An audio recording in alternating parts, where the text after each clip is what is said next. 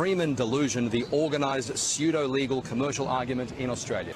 So with pseudo-law, like the term people probably are more familiar with is sovereign citizen. I mean, I think it really, I think people's eyes sort of blur when you start trying to actually explain it because it's so bizarre in some, obviously.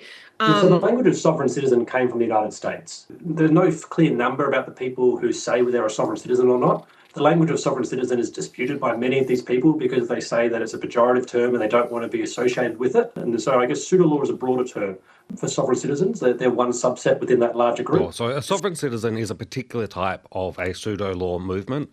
So pseudo-law is the umbrella term that captures all of these various other types of movement.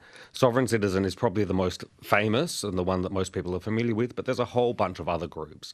And we get a huge spectrum of different people that are A, using pseudo-law, B, maybe describing themselves as sovereign citizens, and then C, member of what might be conceived of as the sovereign citizen movement. Each one of them are a little bit different, and we cover a broad political spectrum from left to right, with some of them quite innocent and naive in their use, to others being quite radicalised. And when Freeman delusion, the organised pseudo-legal commercial argument in Australia. So I think a lot of people think it's just an American concept imported here. That concept of a sovereign citizen, that's definitely a pretty American term referring to a kind of anti-tax movement that was occurring in the United States in the 70s and 80s. But here we have a long history of pseudo-law as well. You know, sovereign citizen is quite a specific sort of American genre of this, but pseudo-law sort of encapsulates the whole.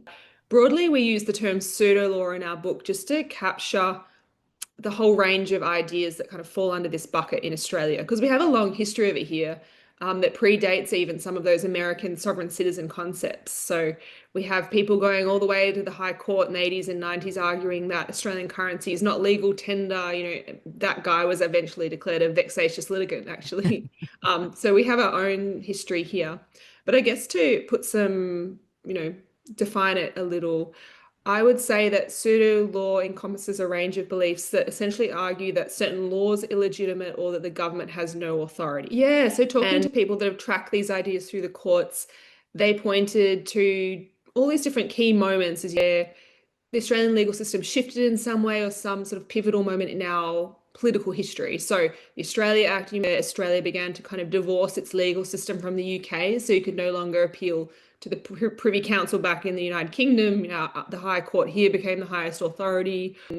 Key documents weren't executed in the right way, and that sort of severed the legality of laws that followed. It often ties to these key moments because I think pseudo-law really does reflect in many ways sort of, I guess, Australia's relationship with its political and legal history. And these moments, these pivotal moments are where these ideas kind of catch on and grow around. So a lot of people point to America and say, these are ideas being imported into Australia from the US, like on social media. But in fact, there's a long history here. But we've also had a long history here that's entirely our own around micronations, where people choose a plot of land and just suddenly declare the federal government no longer has any control over that land. They own it. They have complete control. So there's like a really strong history here, which I think intertwines with many of the questions that perennially come up about Australia.